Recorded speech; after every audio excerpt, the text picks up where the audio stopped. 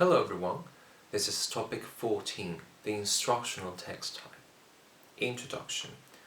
A key component within communicative competence, which is the acknowledged aim of all language instruction, is pragmatic competence, which among other things includes mastery of discourse and the identification of culturally specific scripts and situations. Moreover, it should not be forgotten that the text is central to any act of linguistic communication. A text may be defined as any passage, spoken or written, of whatever length, which forms a unified whole. It's also a semantic unit and a unit of language in use. One of the main characteristics of a text is to have texture, which is mainly achieved through cohesion and which may be defined as the semantic integration among its parts. Along with cohesion, another text-centered notion is coherence, which concerns the way in which the concepts and relations underlying the surface text are mutually accessible and relevant. Rhetorical modes, also known as modes of discourse, describe the variety, conventions, and purposes of the major kinds of writing. There are 6 main text types, and here they are. However, the boundary between these text types is not clear-cut because they're not mutually exclusive and indeed frequently overlap. The instructional text. In essence, an instructional text is a text that tells you how to do something. In other words, it provides information about how to perform a task of which the addressee may have good, little, or no knowledge at all. The relocutionary force is to explain how to perform a task, while the perlocutionary force is to enable somebody to carry out a task for which they're not fully prepared. Examples of instructive texts would be cooking recipes, rules of games, manuals, etc.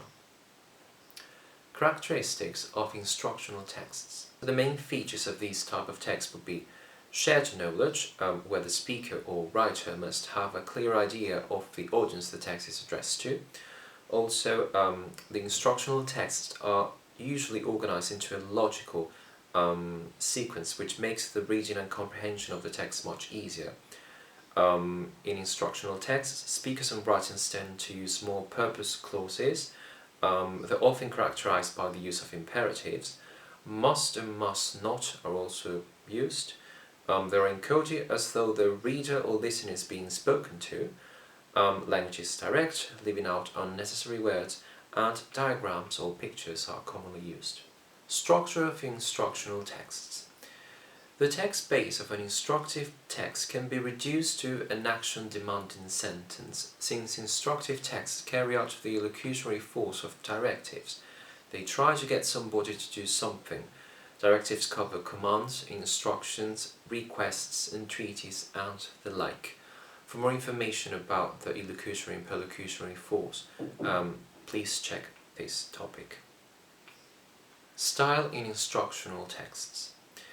In instructions, the encoder may choose between polite or persuasive styles. So, when it comes to the polite style, in general, indirectness tends to be more polite. The more tentative you are, the more tactful and polite. This is so because we make it easier for the addressee to say no. For example, you can say, open the door, or can you please open the door? This explains why interrogatives and declaratives are generally favored over the imperative. It's also common to minimize and soften the command by using diminutives, as in, can you have a little look at this? Or the formula please about politeness. Persuasive style.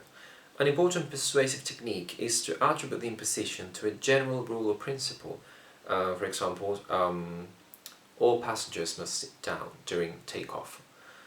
It's also effective to use informal terms of address, such mate, or be inclusive when you say things like let's. In conclusion, students need to be presented with and encouraged to produce different types of texts. By exploring natural language used in authentic environments, learners gain a greater appreciation and understanding of the discourse patterns associated with a given event, as well as the social-linguistic factors that contribute to linguistic variation across settings and contexts. In the concrete case of the instructional text, students will explore a variety of linguistic choices to express directives, therefore, learning to tackle with the important issue of appropriateness and style. In short, students need to be able to distinguish the different genres, know what the purpose in reading and writing them is, and therefore know what to select. This will allow them to have some knowledge of what to expect when they read, or what they should be aiming at when they write. Thank you so much for watching. Feel free to check out the rest of the topics, like, comment, subscribe, whatever, and I'll see you in the next one.